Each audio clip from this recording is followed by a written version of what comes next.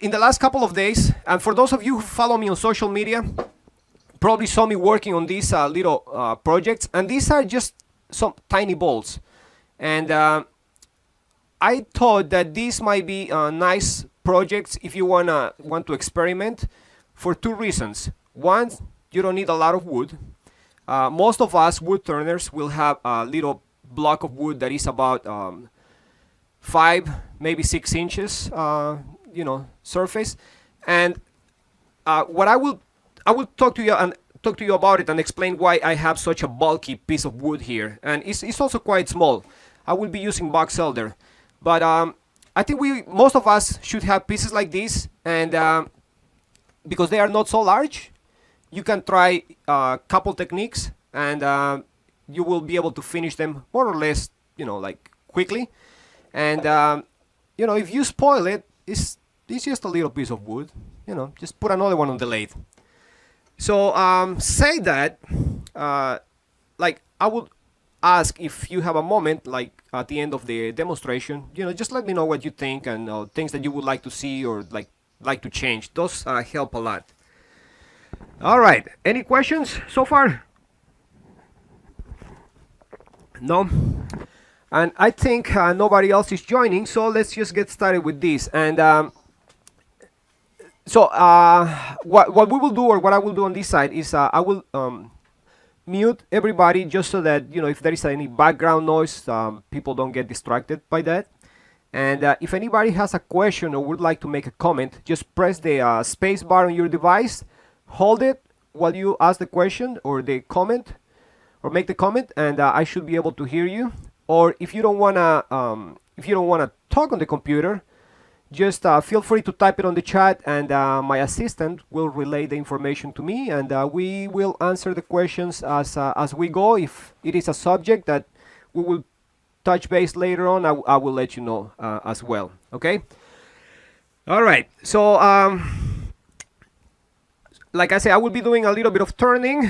I will show you how to make these different textures depending on time. How we are doing on time, we might add some color, and I will show you two different ways to hold your blank of wood when carving or while applying the texture. One, it will be on the lathe or at the lathe, and the other one will be, I was moving things around, and I lost my vise.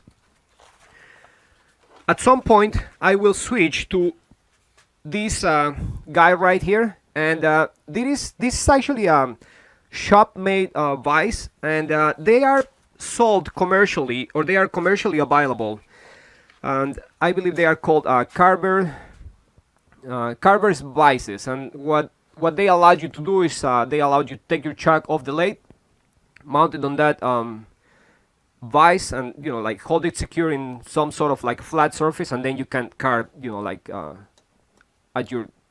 at a height that is comfortable for you. So those are the topics that we will be talking about during the demonstration. I will tell you about the tools that I use, as well as the wood, which I think we should start with that. All right, so we are about to get started. Last chance for questions. Anybody? Going once, going twice. All right. Okay, so I will switch to a little short presentation that I have for you right here, and we'll go through it like very quickly. Those will not take long. So our demo today is about texturing with hand tools, and my name is Roberto Ferrer, and the question is why would you like to use hand tools rather than power tools, right? So the answer to that is when you use hand tools rather than other type of carving tools, if your edge is sharp and polished, your finish will be pretty much done, straight for, or ready for the type of cut that you get will be ready for the finish. What I mean is you get clean cuts, and if you approach the wood the right way, there shouldn't be as much tear out, and you can always dress that up, with the same with hand tools. It is a quick way to apply the texturing. It doesn't produce as much dust as power tools would do, and one of my favorite reasons why I like doing that is it's almost therapeutic. When you get into the rhythm of doing that, it's just a lot of fun. Okay, I skipped that. These I just wanna very quickly talk about it because just so that during the demonstration you more or less know what I am talking about if you are not very familiar with hand tools, and we will not go through all the names, but the cutting edge is known for by two names. Is the sweep, which is the shape of the tool, and the bevel, which is the cutting edge. Then there is the neck, which is closer to the handle, the tongue that goes into the handle, and the handle, of course, and then the rest is not very important, at least for this demonstration.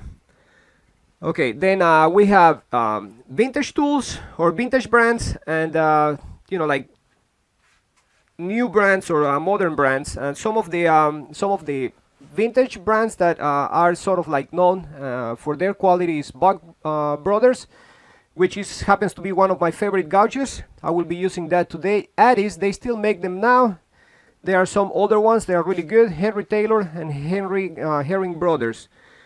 If you happen to come across some of those like vintage tools, you might wanna grab a couple of those or like some of those. Modern brands, personally I use the Pfel brands, or also known as Swiss made. And those are what we will be using today. The second brand, I don't exactly know how to pronounce it. I know that it comes from Australia, and they are good. They are good still. Henry Taylor's, Stubby, and Two Cherries. So if you are looking for something that is brand new, you can go with one of those. All right, wood, very important. What I would recommend is just use whatever is available to you, because you don't have to spend too much money on that, and a lot of those types of wood are easy to carve, and we are more or less familiar with how they react to the tool. So cherry is by far one of the favorites among carvers and turners. Certain types of soft maple. Silver maple sometimes can be a little tricky. Walnut, I love working with walnut, both for turning and carving. And one of the main reasons is I just love the color of the wood. Red oak is a good choice. Sharp tools are required. Box elder, that's what we are going to be working on today. And certain fruit trees like apple. Apple can be a little bit hard, but it takes carving very nicely. All right, let's keep going. Now, woods to avoid. I would say extremely dense wood, such as hickory. Although your tools will cut it, you might end up really tired of your hands if you spend a couple hours carving those. It might be a little bit hard on your body. Exotic woods, well, some of them are really dense, and some of them have a lot of silica in them, so they will dull your tools very quickly. Types of pine and spruce, the difference on the growth rings and like softwood versus hardwood sometimes is so pronounced that if you don't approach them the right way, or your tools are not sharpened properly, it can be a little tricky. So I would say if you are just starting to do this, maybe stay away from them at least for some time till you get a little more practice. Eventually they can be carved too. All right, extremely spalted woods, like we all love spalted maple and birch and types of wood like that. But if the spalting is a little bit too far on their stage, they might just tear out a lot, and it might not be a good choice. And also extremely soft woods, we already talked about that. Okay, Now, does anybody have questions about what we just talked? Anybody? No? Okay. So the next would be about selecting the tool, and this is where we are going to start doing some actually hands-on work. The tools that I will be using today, I'll tell you in a minute, but if you would like to start hand carving, I would suggest, these are not the only ones, but these are the ones that I would suggest that you can start if you don't want to just break the bank and go to the store and buy 20 tools,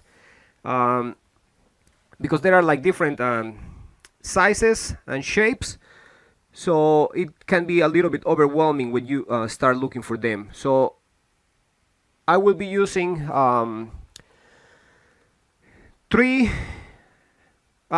two of the P-fill. I have there listed 3, and the reason is because one of my vintage tools, I don't really know how they measure those. So the equivalent for that will be the 11.5. That will be the P-fill number on the of my vintage tool, if you care for that.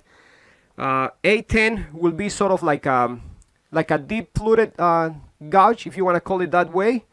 And the first number, at least on the P-fill brand or the Swiss made brand, the first number will be the shape of it. The second number will be the width of the tool, and that is metric, so 10 millimeters. That will be the width.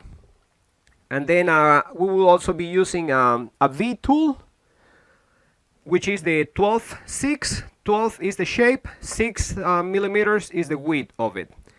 And again, the 11.5 will be the equivalent to my vintage tool. And all this information, all these numbers that I am giving you at the moment, we will email those to you whenever I'll send you the link for the video, for the recording, so you can watch it later on.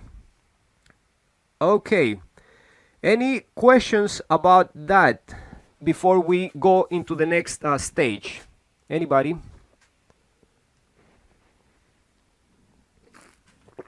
I will take that as a no.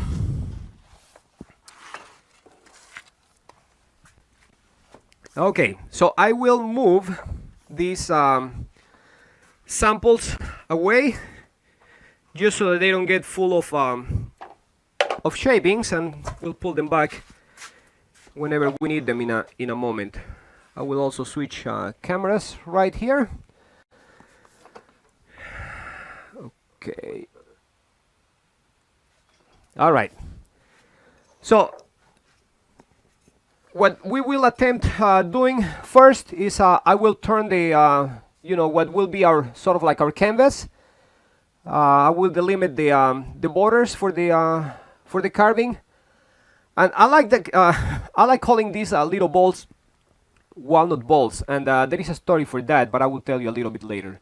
So we'll create a little ball part right there, and when we are doing embellishment, we want sort of like a wide rim so that we can we have plenty of room, and also it's sort of like the focal point of our design. Okay, so let's get to the wood. Like I said, I have a sort of like a bulky piece of wood right here for 2 reasons. One, I have a lot of these cut-offs from bigger blanks, and 2, because when I am turning the back of my ball, I have plenty of room to work behind the piece with with the tools. I'm not afraid of hitting the chalk or damaging my tools, and I am not like restricted, trying to battle the shape there or the tool. Okay, so what we will create is sort of like a slight OG shape at the bottom, and then we'll just dish it out a little bit.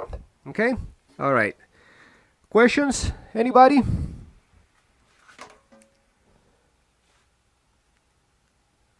I will take that as a no. And what I like doing in this case, when I do this kind of work, I like sort of like creating a little bit of of the shape on the back, then I do the front, and then I finish the back. So I sort of like do it in three or four stages, however you want to call it. Now, very important, when I am turning here by myself, I always wear a face shield right here. But so also what I found out is that if I wear a face shield, people seem to have a hard time understanding what I am saying while I am turning. So only today I will be wearing my safety glasses, but I would recommend that whenever you are turning, it's better to use face shield.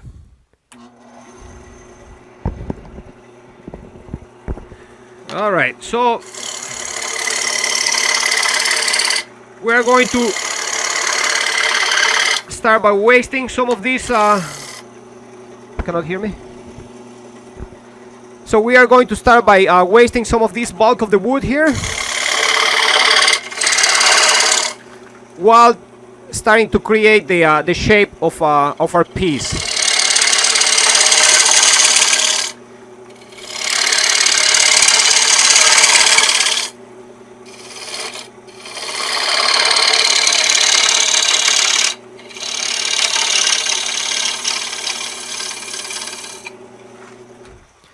Now, I often tell people that, I am not a technical turner, and what I mean by that is that I am not so concerned about the angle of my tools or presenting my tool at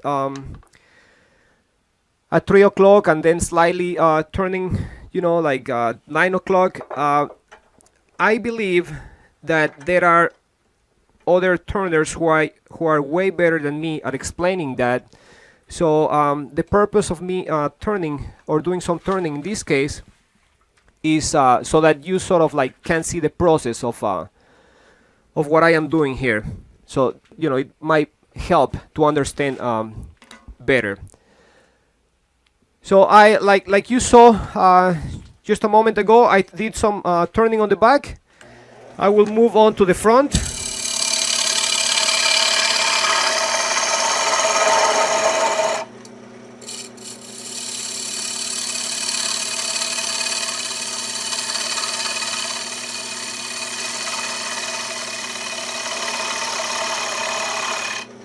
We are not going to be turning this too deep.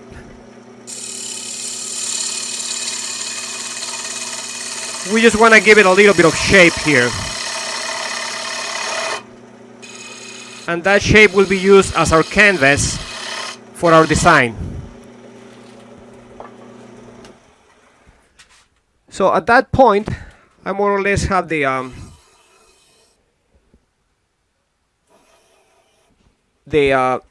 area where I will be texturing, which will be this part right here. What I will do next is I will use the limit by my borders of where my design will be, and for that I will be using my spindle gouge. I will just create some grooves right there.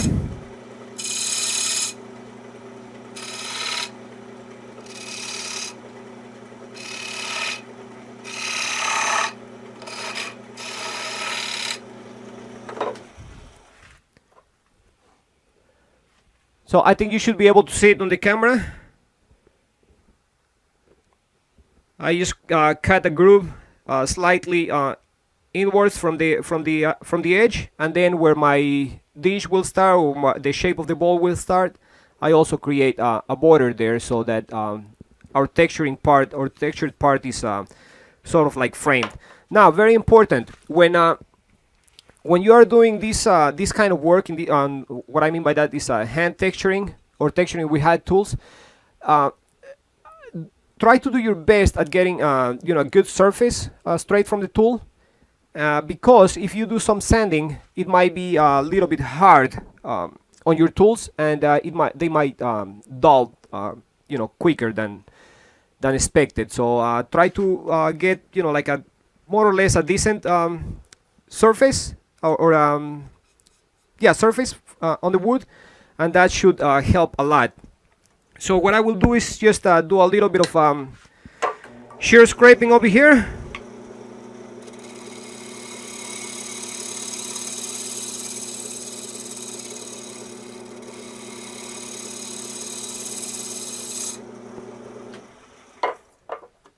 and I am doing that only to more or less even up the surface.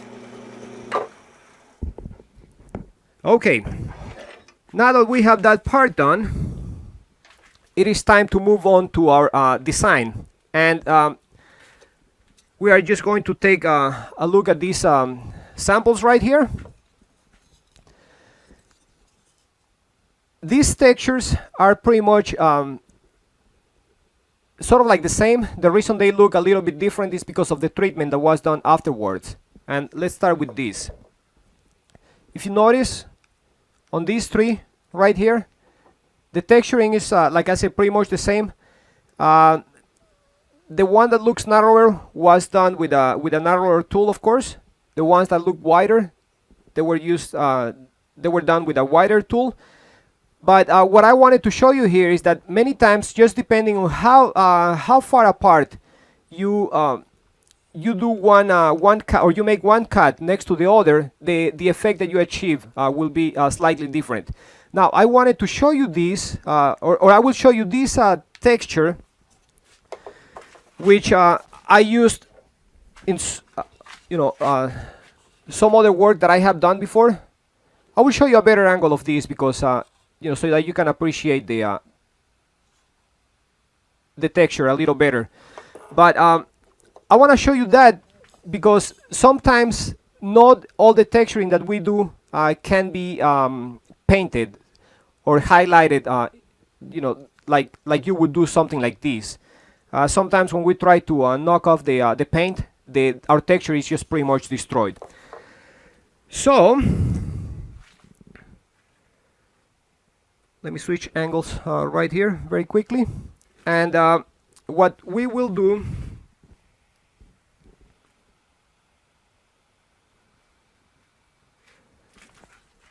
or the way we are going to lay this out, it will be very simple. And when you are doing this, you can get as precise as you like. But for the sake of this demonstration, we are just going to do it in a simple way. I will divide it in 4. And what I will do is I will just use my tool rest and the center point on my piece, and I will just draw some lines across. And then by eye, I will rotate it about 90 degrees. And the same manner, I will just create my quadrants. And on each of those, I will show you a different texture. And I'll talk about the tools as we go. All right. Questions? Anybody before we move on to the next part? I have to set up something here very quickly, just so that I can show you what the next stage of the demo. Or if you don't want to talk on the computer, just feel free to type it on the chat. Now what I am doing here is I am creating a flat surface on top of my lathe. That way we don't have to keep moving cameras, and I will be using this board to show you how I sharpen the tools also.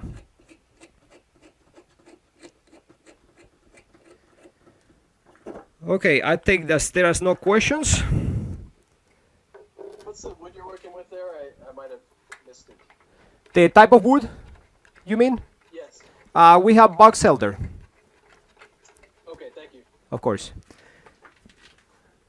Okay, so my surface is set up, and if I am going to carve straight on the lathe, what I do is I just lock my spindle. Well, I have to sort of like position the area where I am going to carve in a way that is more or less comfortable. And what I will be using in this case, or the tool that I will be using to start, is the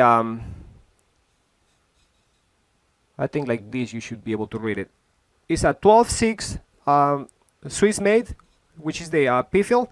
And again, the number 12 is the shape of the tool, and the number 6 is the width of it. And it is a V tool. So what I like doing in this case, or we will do, is just sort of like delimit the borders on those quadrants.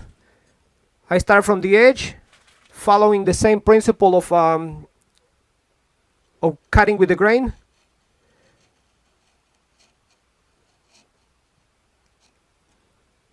And I will just cut some grooves there.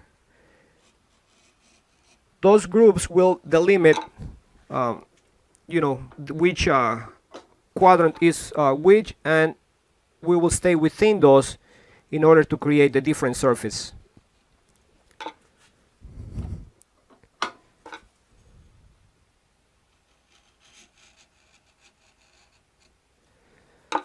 So the way you should approach the wood is just like when you are starting wood turning. Present the bevel. Once you engage with the cut, just push it forward. Now, very important, if your tool is sharp, it should write easy or easily. If your tool is sort of dull, it will sort of like wander in different directions and it will be hard for you. That's why it is important that you keep your tools sharp. Now, you don't have to sharpen them on the stones all the time. If you maintain them properly, most of the time what you need is just the strop, and that will be enough to refresh the edge. Okay, so that is sort of like the basic, and like I said, on each of those quadrants we will apply different textures. Now, just like on this ball right here, if you wanted, you could just keep going straight from the outside towards the center. It will give you a texture like that, and you can use different, like whatever tools you wanna use. The difference will the cut will be either wider or deeper, but that is sort of like what you would achieve if you do that. Then what I will do in order to create sort of like this sort of like vortex effect there,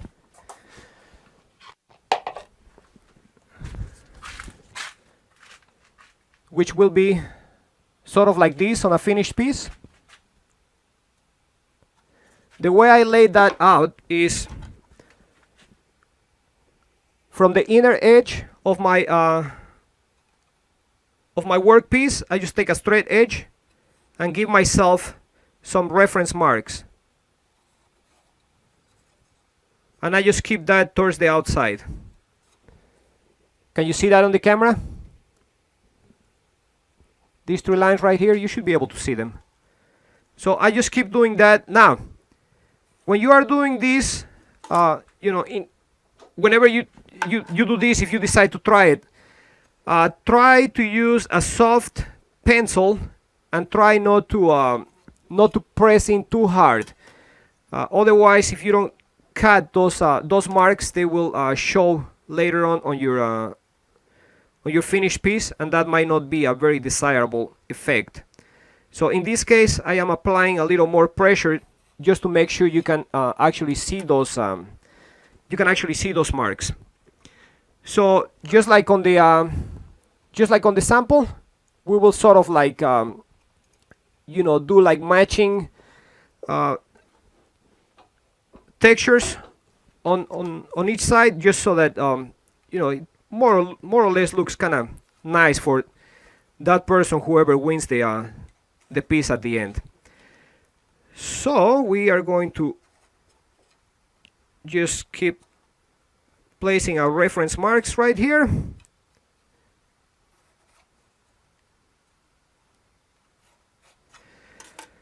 Sometimes if you use alcohol, denatured alcohol, you can erase those marks. But if they are too deep in, and what I mean by that is if you press too hard, then you cannot really get rid of that. What I am doing now is just laying out the guidelines for this design right here. Now, if you wonder why would I spend time doing these guidelines, well, in this case, the piece that we are working with is more or less, small, so we kind of keep track of what we are doing. But when you are working on something that is, this big, this plate or this platter is over 12-inch in diameter, you don't notice how, but you sort of like little by little start sidetracking, and then your design looks a little out of shape. Okay, so at that point, I know it doesn't look pretty, but things will make sense later on.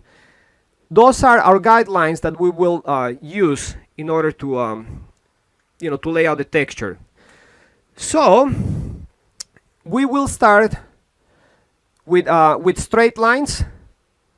We will use two different tools for that, and then we will move on to that vortex shape, like shape design, and then we will come back to one of the straight lines, and I will show you how to make this texture right here. Okay? All right. Questions? Anybody? No? Okay. So I will bring in my sharpening stones, and again, I will talk about this as we go on the onto the carving, so that way we combine two things at the same time, and we don't spend too much time talking about a single thing. All right, so we will start with like I said earlier, one of my favorite tools, which is the vintage tool, the Buck Brothers, and the equivalent for that in modern tools, or for the Swiss made, which are the tools that I use, is the 11-5. 11 is the shape, 5 is the width in metrics. And just like when we cut those straight lines that divided the quadrants, we present the tool in the same way. Find the bevel, slightly push it. Once we find the cutting edge, we just try to keep our tool. Sorry, I'm going the wrong one. I said we're going to do the straight lines first. Once we found the cutting edge, we slowly push it, following our guidelines. Now, when we come close to the point where we need to stop, then we just sort of like scoop it out in order to get out of the cut. Now, those border lines right there, don't worry too much about cutting into them, and because I will show you how to dress them up later on in case you go too far and mess them up a little bit. Okay, so take another cut just to make it a little straight. I will move on to the next guideline that I have right there. Take another cut and move on to the next. The other one is a little bit too far, but it's still okay. Take another cut right there. Now, those are sort of like the main guides when we are doing the carving, and then we just start alternating the cuts in between each of those. And what I mean by that is we will take one more on the center all the way, and then our workspace starts getting too narrow. So we have more working area towards the outside of the rim than what we do towards the inside. So the way I compensate for that is I sort of like eyeball how much room I have to work with, and then I take one cut next to one that I already made. And in this case, I don't have to go all the way to the inner circle, just because there is not too much room. If I go too far, what will happen is that as we get closer to the edge, the rim will start losing its shape. And then I will just keep doing the same thing with the rest of the with the rest of the little segments that I created there. All right, questions, anybody at this point? Can you mute everybody? Now, I know it does get a little repetitive at this point, but I think that it is sort of like important, because if you decide to start doing this kind of things, you might run into that issue, and then think that you might be doing something wrong. Okay, so this is what I was talking about. So some of them go all the way in, some of them actually go only like towards the like halfway or so. All right, so I have 2 little more segments. Then we will move on to the to the next quadrant, and for that we will sort of like do the same. We will just use a different tool, because what I would like to show you, or the purpose of this demonstration also, is not only to show you how I do it, but to for you to see that sometimes the same design with a different tool can look very can look different as well, and with the same tool you can also create different textures. So that is our first quadrant, and if you decided just to go all the way around with that kind of work, that is a choice, of course. Or we will move on to the next tool. Yeah, somebody had a question? Go ahead. Yes, Roberto, could you show the end of your tool there so I get appreciation? I'm not familiar with Yes, of course. I will do it on this camera because I think. Now let it focus.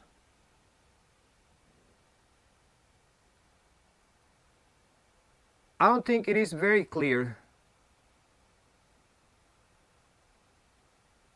Can you say it more or less? No, it's kind of blurry. Okay. Up against the bush. I'll tell you what I will do.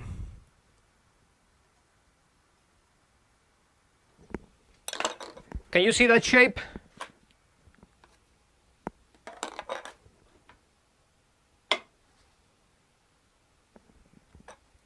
Right here. Yes. Okay, that is the shape of the cutting edge. Is that what you wanted to see? Yes. Okay, Thank you. of course. Okay, now that was I would not say a wide cut, but of course it's going to be wider than the one that we are going to do next. And for this I will use a couple different ones. So I will go back to my V tool, the one that I used at the very beginning.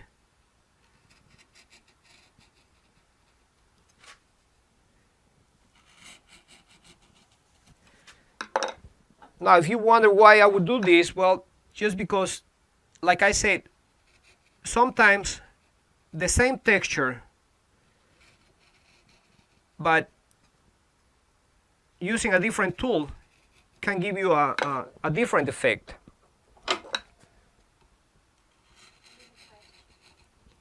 All right, somebody has a question. Is number 11 one of the most deepest U-shaped cuts? Number 11. Well, it is, but you also control the depth depending how far into the wood you go. Like in this case, this white tool, this is a number 8, and it is about the same depth. It's just wider. So the question was if number 11 would be one of the deepest flutes. Okay, so then I will. I guess I mean maybe it is the most severe U-shape. if it is the most severe U shape. As far as at least from the tools that I have, yes.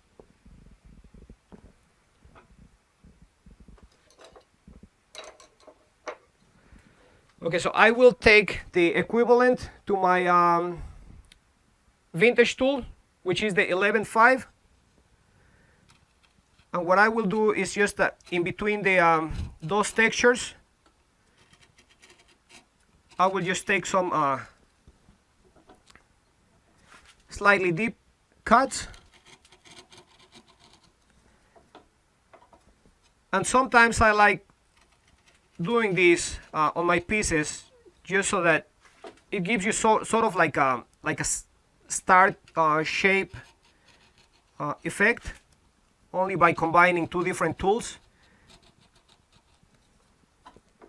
but the same kind of cut, which in this case will be, you know, straight, just straight continuous lines. Now, in this case, you know, sometimes it might be a little bit hard to work for, you know, like you might find that it might not be comfortable to work like this at home, you know, on your lathe. But like I say, I will show you a different way to do it just a little bit later. All right, is everybody able to appreciate the difference on the texture that I just created? I know the narrower lines look darker just because they are deeper, or there is less light, you know, being reflected in that surface. All right, no questions. Let me take this camera off so that maybe you are able to see what we have done so far. That is what we have so far. And those are just straight lines going from the edge towards the center. And we have used 3 different tools. Okay, so we will move on to this sort of like vortex type texture. And for that, we will use, again, 2 different tools. I'll go back to my vintage tool. And what I want to do in this case is I will start with one of these guidelines, but instead of going all the way in, you know, all the way to the inner rim, I will just take shorter cuts. Now you cannot appreciate the cut so well because of the you know, there is the way the light reflects on the wood, but it will make sense. So what I do is I just give myself some like reference cuts following those guidelines. So I took sort of like a long one there. This time I will take slightly shorter one, and then I start you know, alternating in between those cuts again. So I will take one that is sort of like in between.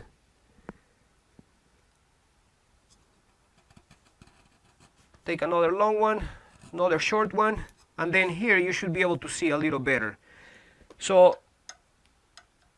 I take another cut right in front of the one that I had just made without overlapping the cuts. Otherwise, like I say, it's going to start, you know, the shape of your workpiece is going to start losing shape. So I'll take a sort of like a long one there. Now I will use my pencil here just to show you where one cut finishes and when the other one starts. And what I will do, I will take another cut that sort of like staggers with the ones that I just took. Does that make sense? Does anybody have questions at this point? Like I said, I know it is a little bit repetitive at this point, but you know, once your design is sort of like complete and is carved all the way, then you actually start seeing what you have done. You know, the beginning stages, it might not be like very clear of what you are sort of like doing there. Okay, so we continue. I took one pass here, another one sort of long there. So then what I will do is in between them, I take one that is not too long and keep working my way around. All right, questions? Either about the tools, about what I am doing, about the way I am doing it. Anybody? So I took some of sort of like a long cuts there, took a short one, and then in this case I have to be a little careful not to destroy the other texture that I have just created. So again, there is a long cut there. What I will do is take a little, like a short one here, and then the next will be again long, and then I keep alternating. Roberto, is this the same tool that you used in the first quadrant? It is, yes. And that's 11.5? The equivalent to the modern tool, or the yes, it is an 11.5. Swiss made or P-Field. Any other question? Okay, we are almost done with this quadrant, and we will move on to the next. Question on the depth of how you're controlling just by feel for the depth? Yes. So if you take, you will feel how the tool is cutting. If you feel a lot too much resistance, means that you might be either trying to take too much wood at a time, or if you start noticing like the fibers just start like tearing out, you know, that is also a sign that you are trying to take too much wood, or it just start like breaking apart, like, you know, like a splinter type shapes. And so you feel it as you start cutting, and you realize that by just by feel. So in this case I will use the one of the wider tools, which is the 810, and it is, oh sorry, I'm looking at the wrong it is also a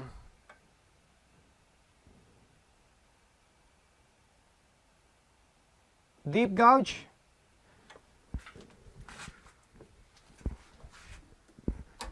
This one will work, I think, better.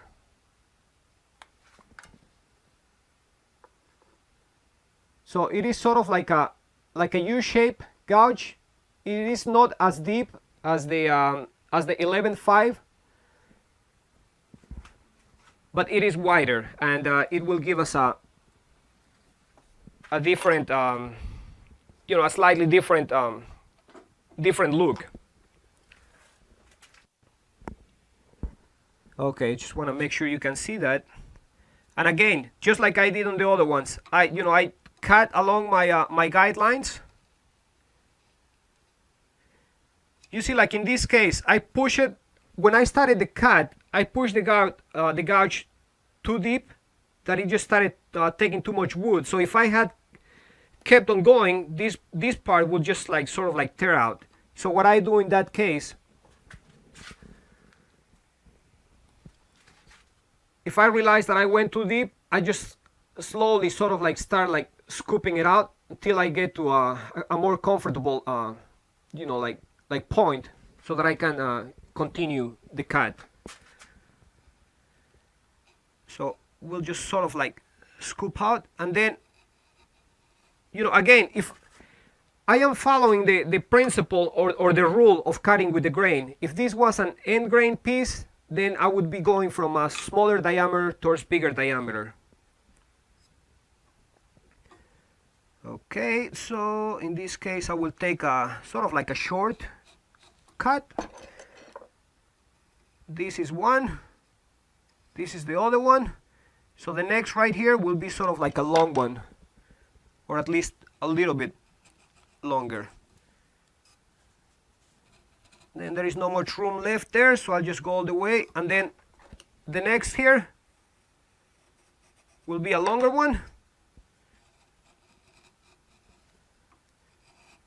Sometimes you have to, like dress it up a little bit. Now, I know that you cannot appreciate the texture very well just because, again, like because of the way the light hits the piece. But also one of the reasons why I want to apply some color to these pieces is because then all that work that you did or that we're doing right now, you'll be able to see it better. Now, say that doesn't mean that you need to apply color on all of them just to highlight the pieces. Sometimes your finished piece will look nice just with the textures straight from the tool. But in this case, just so that you have a better appreciation for what we did, we are going to apply some color. Okay. Any other question? Question, Roberto. So I guess beginning for somebody that's a beginner, do you recommend? It seems as I'm watching you cutting that best to take shallow cuts and then come back and go through the cut again a little bit deeper. Would that be a better good approach? It is, and I will sort of like keep referencing towards wood turning because I think sometimes we're a little more familiar with those terms. So yes, to answer your question, you are absolutely correct. It's better to take shallow cuts and then come back and make it deeper or dress it up rather than trying to take a deep cut and just tear out the wood, just like what we do in wood turning. All right, now I don't know if you can notice or you can see on the camera, but this area right here, I don't know if you can see how the wood is starting to tear out there, or like right here. I don't know if that can be if that is very clear on your screen.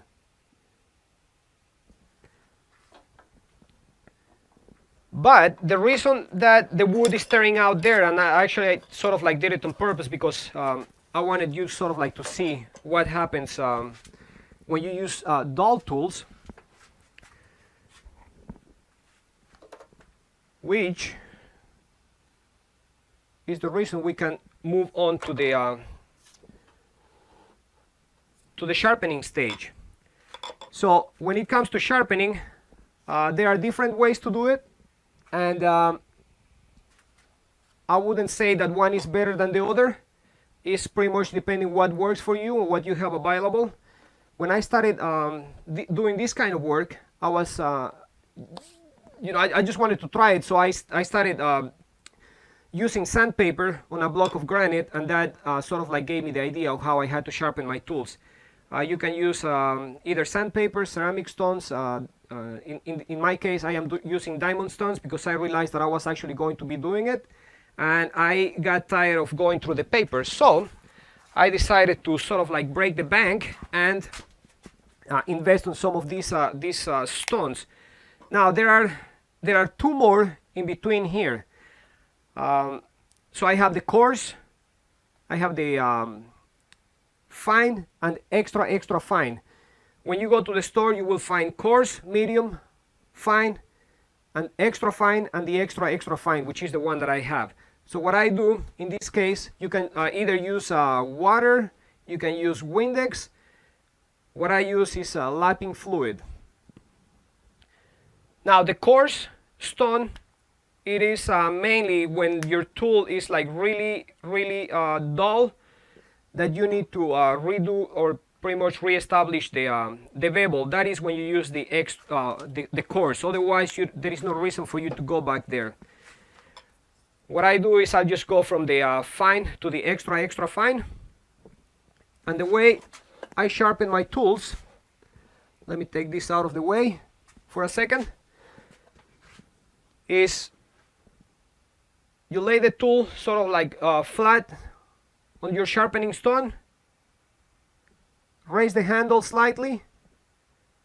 Once you found the bevel, with your right hand, you hold the tool and put some pressure with your index finger and then with your left hand, or it'd be the other way if you are left-handed, you put some pressure on the tool, and then just once you found the bevel, you start moving it back and forth. You apply pressure downwards with your left hand, and then with your right hand you rotate your tool in order to to get all the bevel. Does that make sense? Anybody have questions? With the Sharpie. The Sharpie. And the operation is the same on all the stones. Now I will show you a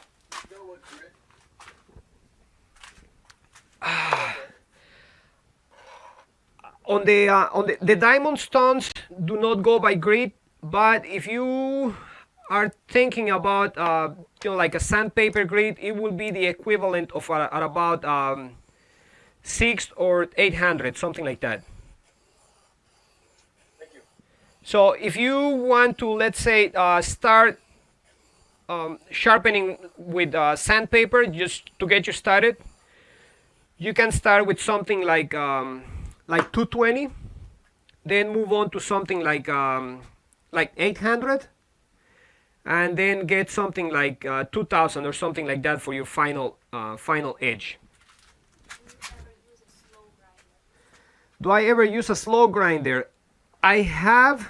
Personally, I prefer doing it this way just because I feel that I have a better control. Now, a little trick here real quick. You can take a Sharpie just to make sure that you are removing material in the right place. Because of the reflection of the light, it's kind of hard to see. But you take a Sharpie or a marker and just cover the edge that you are trying to sharpen. Get to your stones. Again, you lay it flat, raise the handle to find the bevel. Your right hand rotates the tool, your left hand applies pressure down towards the stone. And then you just move it back and forth. Okay, we already talked about that. Now, let me switch the cameras to show you something real quick. When you are sharpening your tools, there we go. When you are sharpening your tools, you don't only put pressure down and rotate the tool and move your hands back and forth. Just like when we are turning, if we just move our hands or our arms, the control that we have over the tool is not the same. So in this case, what we will do is move all our body, and that way the pressure we apply on the tool is more or less consistent. And that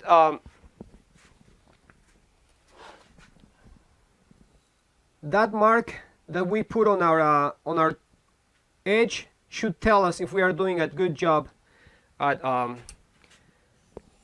sharpening the tool or not. So that was about sharpening. Does anybody have questions before I remove these stones out of the way? There is still 2 more things that we have to talk about sharpening, but does anybody have questions about this part? Going once, going twice? No? Also, very important. Okay, so we have a question. How many passes do you try to accomplish? Well, although it is sort of like hard to say a number, most of the people that I have talked to, they say about 30, between 20 and 30 should be about enough. Keeping in mind that you sort of like maintain your tools more or less sharp. Now, very important. Once you're done using your stones, make sure you clean them. and protect them from getting moisture. Okay. Next step,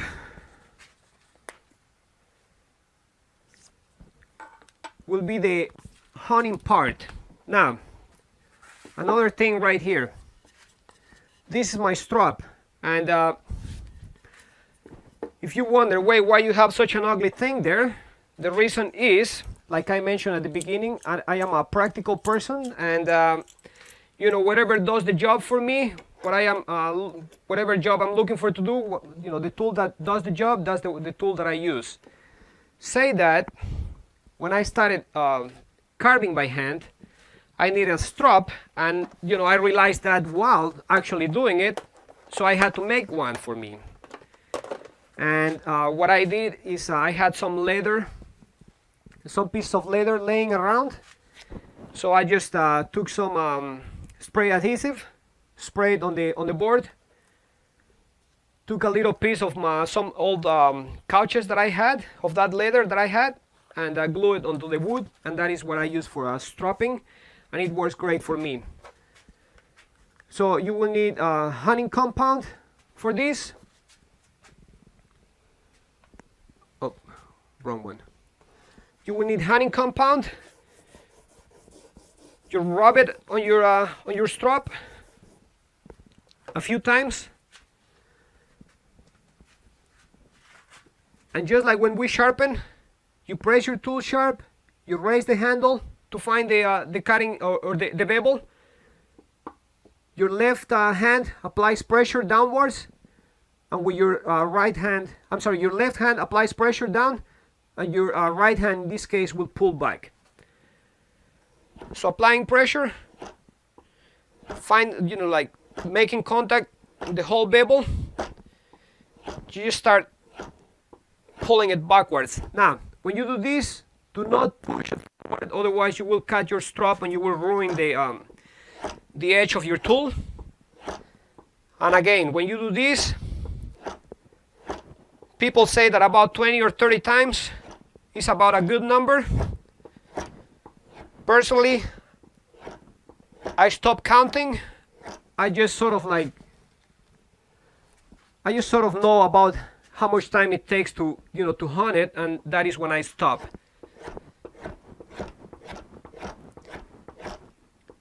Now, when I am carving, I always keep this strap next to me, the hunting compound, and the little stones that I will show you in a second.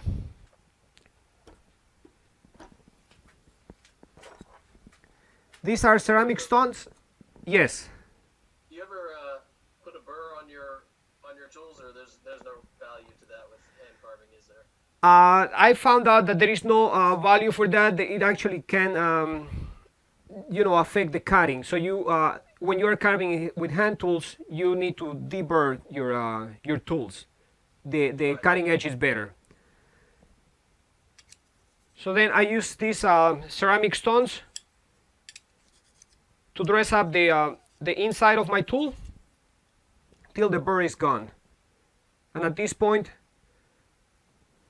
I am almost, I shouldn't say I am confident, because, you know, there is always the chance that I did something wrong there, but I am almost confident that my tool will cut cleanly. Now, the name and the list of these tools will be on the email that we will send. Okay, and then we can continue carving. And we are almost done with that stage anyway. All right, questions? Any other questions, anybody?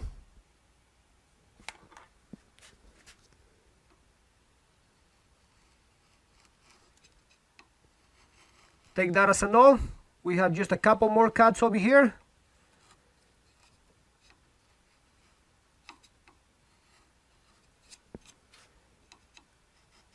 And we are done with the carving. Okay, now let's just recap very quickly. Question, Roberto? Yes, go ahead. Okay, the ones that you showed us where you had beginnings of tear out at the end. Yes. How do you handle that? You can go back with your tool and just take light cuts over them, you know, without going too deep, and that should take care of it. unless the tear out is like really really deep, then you might just have to go deeper. That's the way I would dress it up. How would you sharpen the V-gouge? Like a chisel? How would I sharpen the V-gouge? Thank you for reminding me that. Very important. So very quickly, I will just show you. I mean, like the tool that I have is actually sharp, but I will show you the motion. Okay. Now, to be able to sharpen this tool, we need sort of like to understand it in a way that it has like three planes. You know, the V, has two sides. So there is one side, the other side, and then the little bevel that we use to cut, or the bottom part, also known as the heel. So what you do in that case is, let me zoom out, and I will take this out of the way. What you will do in that case is you lay one of the bevels flat on your stone, and then just sharpen that side. Rotate your tool. What will it be? 180 degrees till it contacts the other side of the bevel on the other side. Sharpen it the same way we did with the other tools, and then last you will sharpen that little heel the same way we did with our U-shaped gouges, because it is pretty much what it is. That little heel is pretty much what it is. It's a U-shaped gouge. It's just like tiny one. So just that little part, you lay it flat, push it back and forth, and rotate your tool. Does that answer the question about sharpening the V-gouge?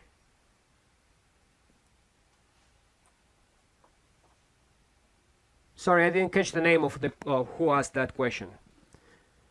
Okay, but that is the way the V gouge is sharpened. And then to dress up the inside of the flute, I have this triangular shape ceramic stone that matches the shape, and just like I did with the U-shaped gouge, I just clean up the burr, and then my tool is ready to cut. Of course, you do this. You need to do the stropping part as well.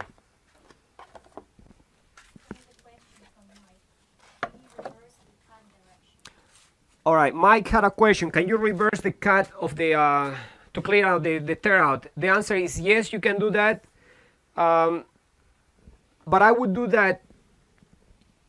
I will reverse the cut if the direction of the grain is just coming the wrong in the wrong orientation. But yes, absolutely, you can do that.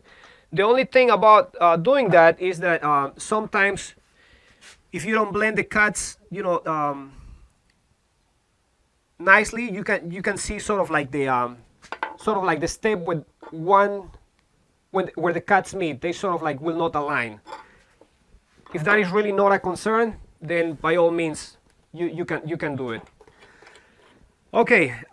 Any questions about the carving part before I move on to the next part of our presentation? Anybody? I will take that as a no. So what we will do next, actually, you know what? I almost forget. What we will do next is we will dress up those edges on the rim. We will create the little ball shape on the center of our workpiece, and then I will show you how I create this like rice shape texture right there. All right. Questions, anybody? No? Okay. I'll put my glasses on, and this should take just a minute or two. Okay. So let's say that by accident you went over the rim over here and you cut too far. So the way I would Let me get this out of the way so that it's not distracting. The way I dress that up is I just take my turning tools.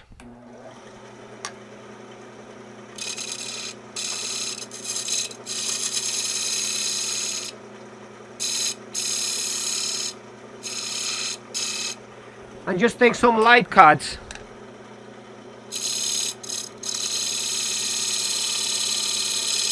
Till you clean up the unwanted surface there.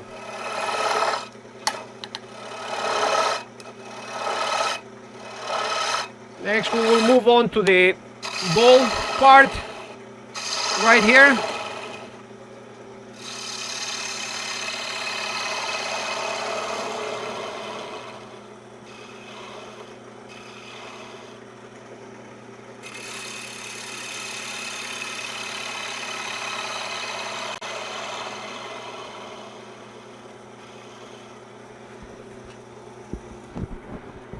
Remember, we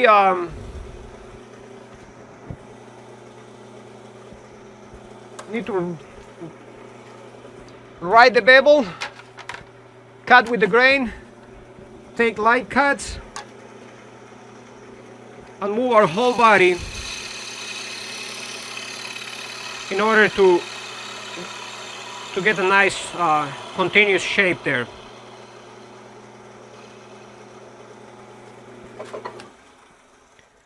Many times we have a hard time, removing that little dimple right there. You can use a negative rake scraper, or you can just take a few more passes and that should take care of it. Okay, so we dress up this little part right here, and we will not spend much more time on this.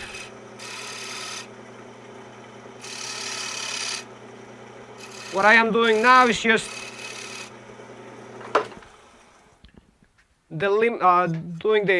creating the limits of where the bowl starts and where that little circle that frames our design ends. All right, questions? Anybody? At that point, what I have left is to shape the back of the bowl.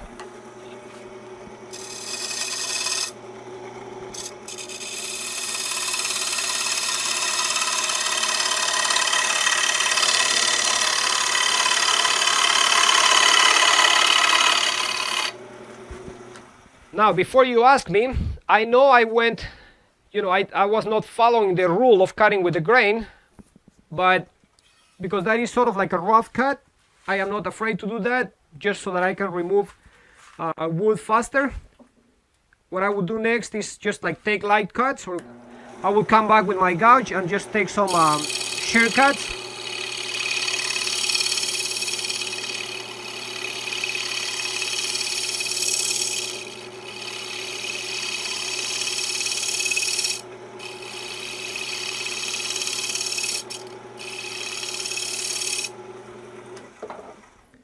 Clean the surface.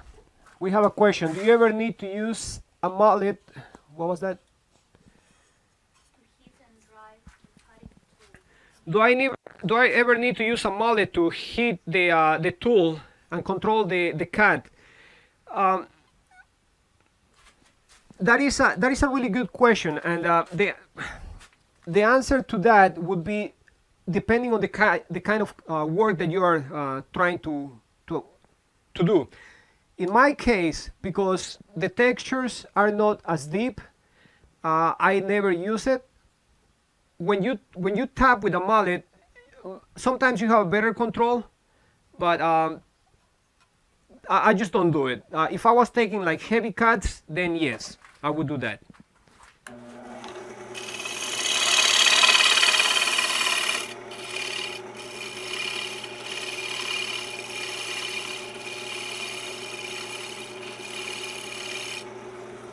Okay, so I will not spend much more time shaping the back. I will just explain you what I will do in this case. So I will just continue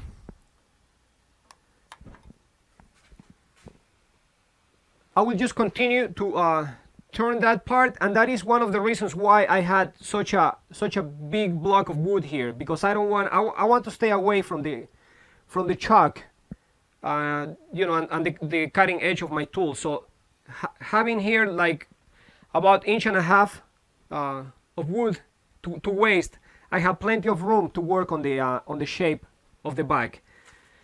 Does anybody have questions about that? Or what I just did? Anybody?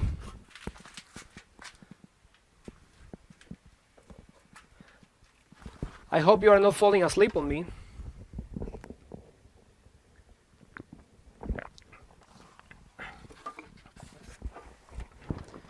All right, what I will do next is I have my carving shop-made version of my carving vise right here, and I will show you how to create that like sort of like a rice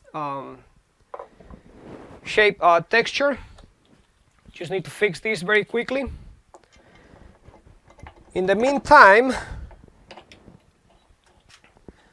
don't forget to enter your name on the chat for the raffle, and also if you wouldn't mind, I would like to know your opinion, like at the end of the demonstration, of things that you might want to see in the future, or just in general, what you think about the demonstration. You know, those things always help in order to improve. Okay, so I will remove the chalk off my lathe.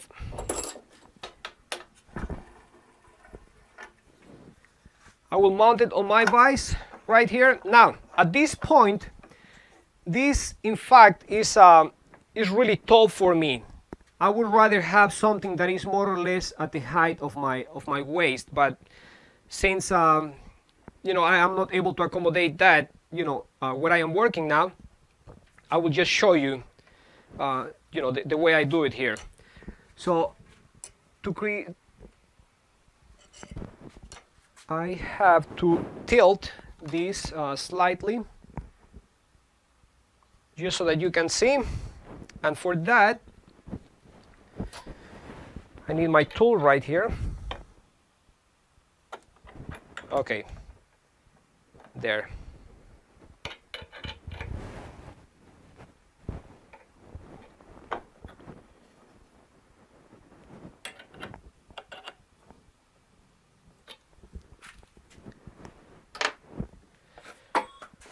Okay, so the way these lines have been cut, they are just straight in this orientation. Can you see that?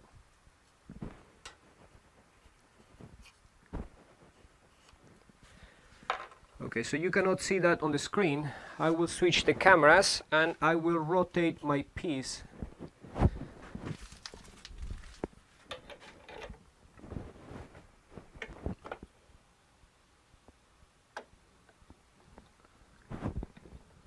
And I will zoom in.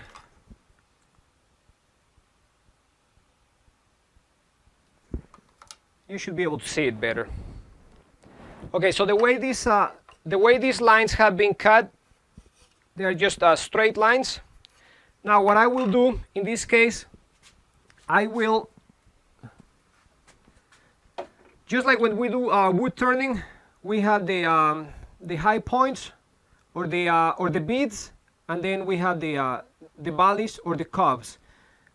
What I will do is just take shortcuts, one next to the other, on the bead part, or what I mean by that is on the high point of that.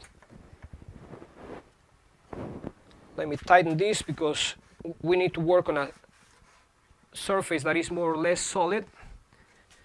So I start at the edge here, and I just take one cut in an angle, like a slight cut in an angle, and right next to that one I take another short cut. And I will do that along all those high points, or if you want to call them beads, that I have on my design. Questions? Anybody?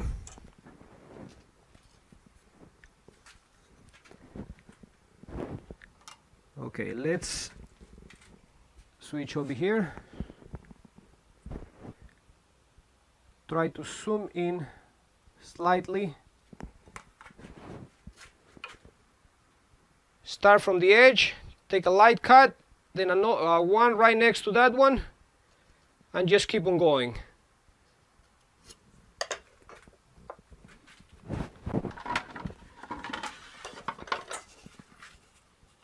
And when you're done with that, that is what you will achieve.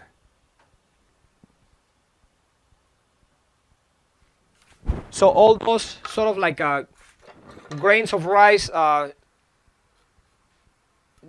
you know, like designs are created that way.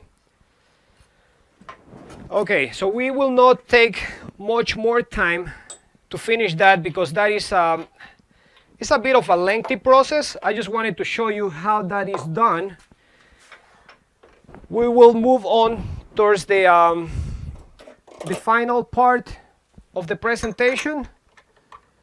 Does anybody have questions before I'll take this piece of the bice? We had one on the chat. Are those some crosscuts over the straight lines? Were these some crosscuts over the lines? Not exactly, let's say, not exactly at 90 degrees, but more like 45 degrees. Sort of that. Does that answer the question? Are those crosscuts over the straight lines? Okay, never mind. Yes. Okay, very well. I'm glad I was able to answer that.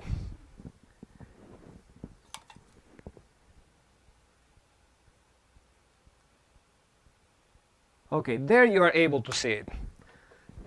So I'll tell you what, I'll just take a couple cuts right here because what I was showing you was not very clear just because of the way the light hits the piece. Okay, so this is the way the lines are orientated. When I was talking about if I would go 90 degrees, you know, like that would be like right across. So I will go sort of like a 45 degrees across in this orientation, and I'll just take a light cut, then move right in front of that one, take another light cut, and just keep on going that way. That's a great texture.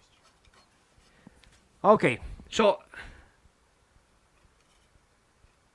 I am glad you are actually able to see how this is done. And then, you know, like I said, this is a little bit of time consuming, like this part what I was showing you right now, but I really love the results of that. And I will show you a finished piece that I have, or that I did a while ago. And I believe that piece right now is somewhere overseas in Barcelona. I sold it at an exhibition. It was one of my favorites. I'll talk about it when we get to that point. Okay, and we have a few minutes left before we are done. We will move on to a slightly more interesting part over here. Questions, anybody, before we start splashing paint all over the shop? Anybody? No? Okay, so what I have here, and there are two reasons why I'm using this paint. What I have here is India ink. It's a water-based paint. Now, be careful when you use that. If it gets on your skin, it will take days for it to come off. You cannot really wash it off. It just has to pretty much wear out. So I will be using that because it's a very it doesn't have a sheen to it.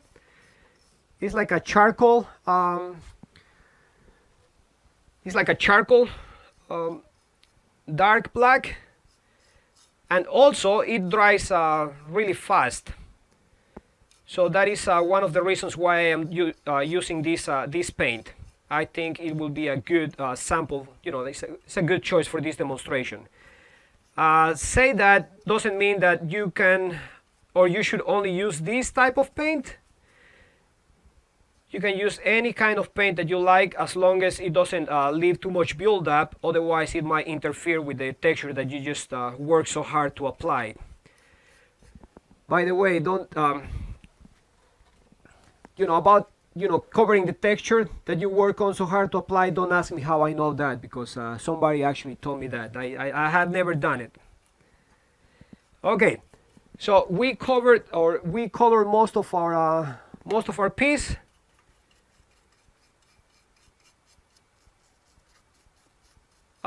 Ideally, we would do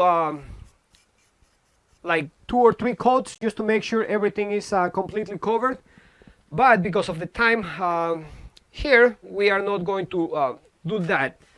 Instead, we will move on to the next part, which will be highlighting that texture that we have just created. But since we need a minute or 2 for the paint to dry, I can answer a question if anybody has 1 or 2 or 3, or if everybody have entered their names on the chat for the raffle, we can actually do that. All right, questions? Anybody? I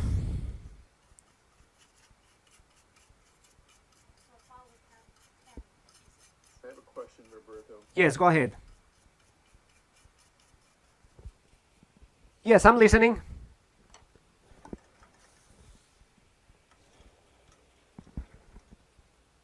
Is the wood you're using very wet wood? The wood that I am using is not wet, it is actually completely dry.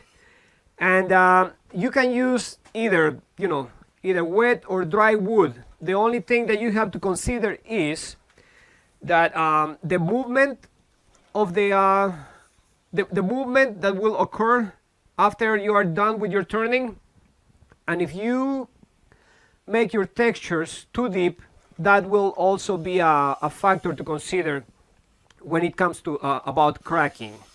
Yeah. So if you don't mind about the warping on the wood, which in my opinion it can be a very desirable effect, I mean, go ahead for it. It'll be easier to carve also. And if you want to keep the shape of the piece that you just turned, I would say dry wood might be your best choice. Yeah. Thanks. Of course, there was another question. Does it work to apply the paint before carving, reversing the highlights? Does it work to apply the paint before carving? Yes and no.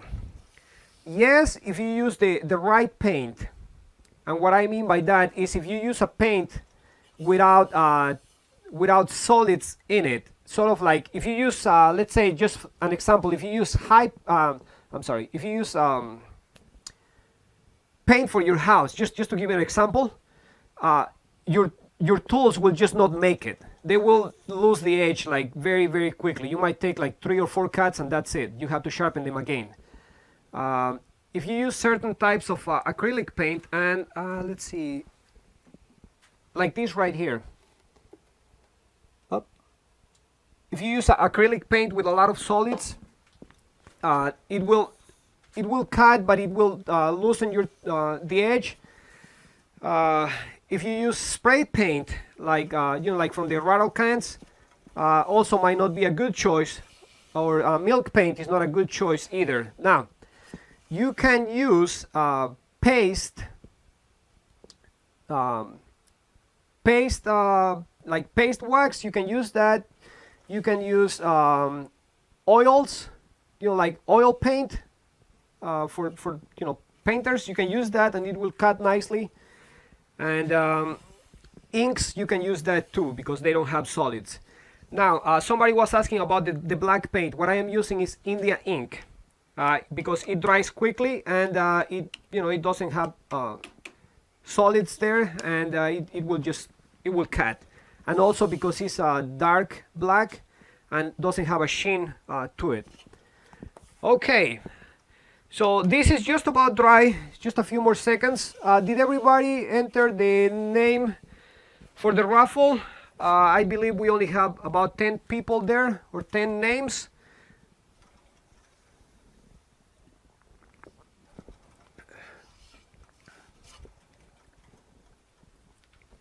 Okay, so I will let my assistant share her screen, and very quickly, you should be able to hear me. When the wheel spins, you cannot actually catch all the motion. You only see like it spins like only halfway, but it actually does spin. It's just, I think, like in the process of like the image transferring from one computer to the other, it kind of gets lost there. But it does spin a lot, so don't be afraid of that. Everybody has a chance to win. Okay, ready? All right. It is spinning. It is spinning. I'm hoping you are able to see it. The winner is Ken Lobo. I don't want to butcher the last name. At least that is the way I would read it. Ken Lobo, are you there? That's right. Okay. Well, this beautiful piece will be yours. No, I'm just kidding. About the beautiful piece. I mean, you know, it's a demo piece. I will turn the back. I will, you know, finish the shape on the back. I just don't want to bore you with too much turning here, but you know, I will make it more or less look like something like this. You know, I will put a foot on it, and it will be signed as a demo piece. And when you get this, it is up to you if you want to put some sort of like clear coat on top of it. I will leave that up to you, or you just want to leave it, you know, like natural, sort of like, not natural color, but you know, just straight from the paint. Okay, so I will switch the cameras right here, and you should be able to see what we have now. Let me zoom in a little bit more. And also because you know, there is sort of like no sheen to it, you are able to more or less appreciate the texture a little better. Now, can you please hand me the green and the orange paint over there, please? So, I have chosen two colors right here. This is acrylic paint, and I like using this paint because it is available by a store close to me. For a professional, or like a piece that will be displayed in a gallery, or it will be up for sale, I would use golden colors or golden paints. Those are high quality products. Let's say this will last I don't know, 25 years. The other one will last 30 years. So the longevity of the paint, you know, is slightly different, but you know, they both work. I like the consistency of this paint. That's why I use it. Okay, so we have black color as a base. That will be our, that is the first color that we use. I will take, you know, in this case I'm using some sort of plastic as a way to hold the paint there. Let me zoom out a little bit. I will have something to clean my brush, and we will what we will do here is use a technique known also as dry brushing. And what I will do here is I will just do a little bit of work in this on this angle, this camera angle, just so that you see what I am doing, and then I will switch it to the other side or the other view so that you can see how the color goes into the onto the piece. So you load your brush slightly with paint, then just sort of like knock it a little bit on whatever you are using to hold the paint. Then you you know, like clean your brush, and this might sound like a little weird, but it works. Clean your brush on a dry surface, and then you start applying it over the surface. Now, I will not take too much time doing this because it's a little bit of work, a little bit of time consuming, but I want to show you how I would go about highlighting that paint. Actually, that is not the only way. I will mention another one in a second. But if you do that, with a brush, what happens is that the paint stays only on the high points of our texture, and I am not being as careful as I should be, just so that we can go, around all the way here. We have another color to apply, so I just want to show you how I would go about doing this. Okay, can you see how that texture starts coming to life? Now, this technique is not something new. It's not something that I came up with. This technique has been used for many years by painters. And another, like a famous turner, a well-known turner and sculptor who make this technique sort of like known to us wood turners is Jack Bessery. And if you don't know his work or you haven't seen his work, I would say, look it up. It is amazing what he does. I have been lucky to make his acquaintance as well as taking some classes from him, and he developed such a style that it is unique. All right, questions about what I am doing right now? Anybody? Take that as a no. Repeat the name. Can you type it for me? Okay, so Jack Vessery, and it will be typed on the chat, so keep an eye on that. Do you remember how to spell it?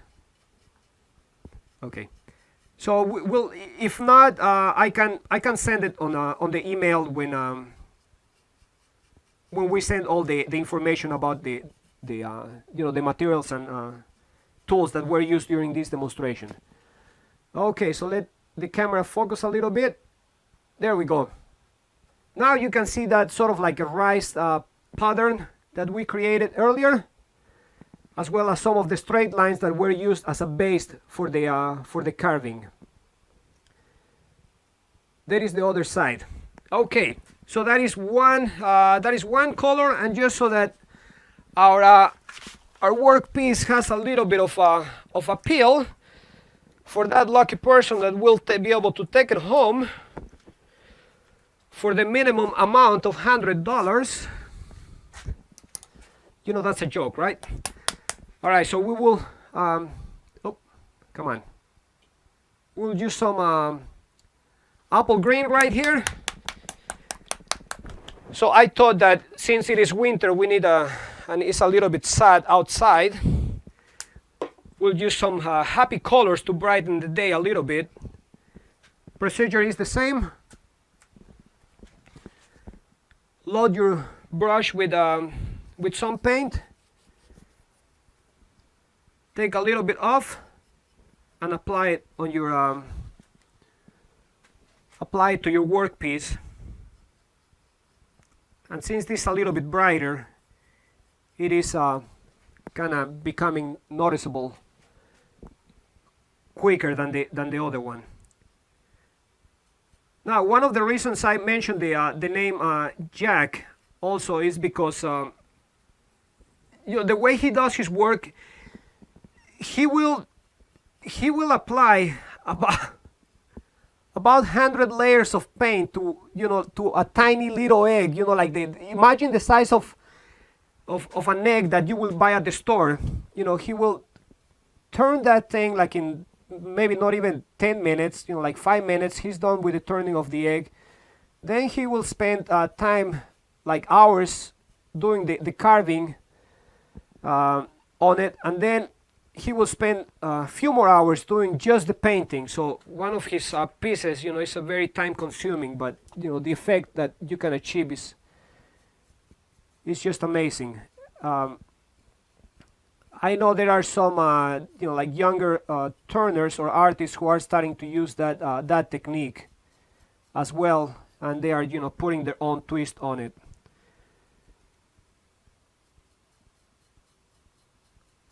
Okay, so now the paint on this is not, as pretty as it should be.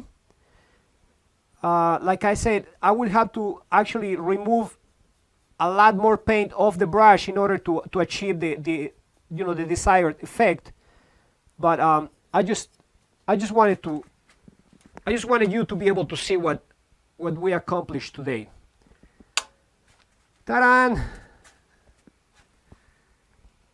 That is our halfway completed work.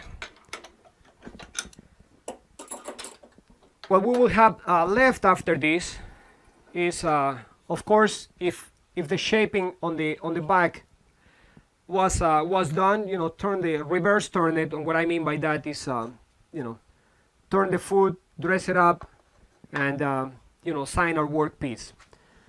Okay, that is what we did today. Does anybody have questions about it?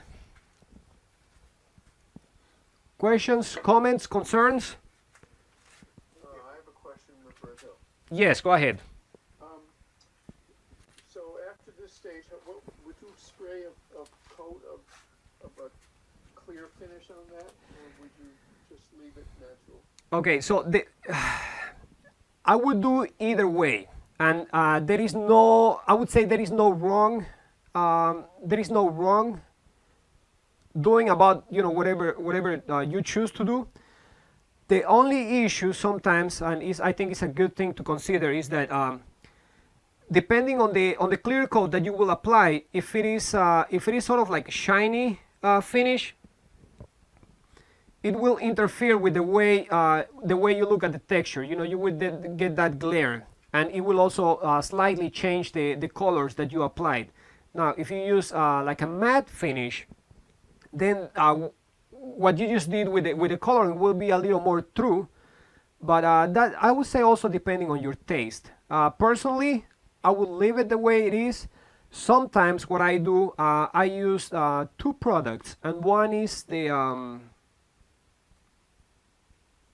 water-based polyurethane in spray, means wax, water-based polyurethane. I will send that also on the list of tool and materials.